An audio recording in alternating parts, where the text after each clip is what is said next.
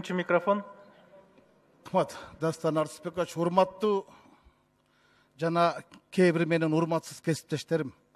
Ушундай улуу күнү уят ишке барбасаңар болот да. Ушул өкмөткө бооруңар ачып атат да. Жан тартып атасыңар. Карапайым калктыга деле жаныңар ачып койбойбу?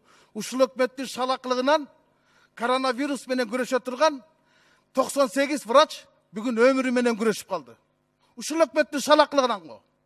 Улуу ата мекендик согушта штрафной батальон деген болгон. Куралы жок согуш кайдаган. Алар жок болгончо биз октолуп алайык деп.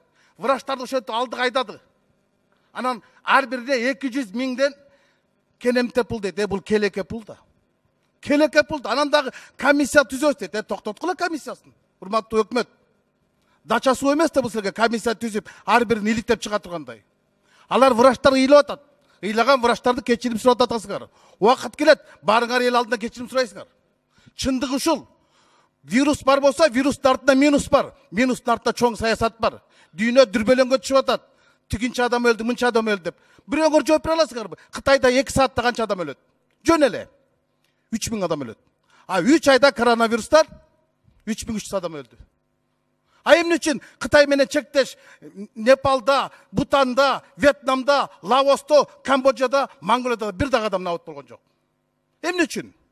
Эмне үчүн Глеген Россияда bir ayda 170 адам коронавирустан набыт болду, ДТПдан, жол кырсыгынан 1,5 миң адам кайтыш болду.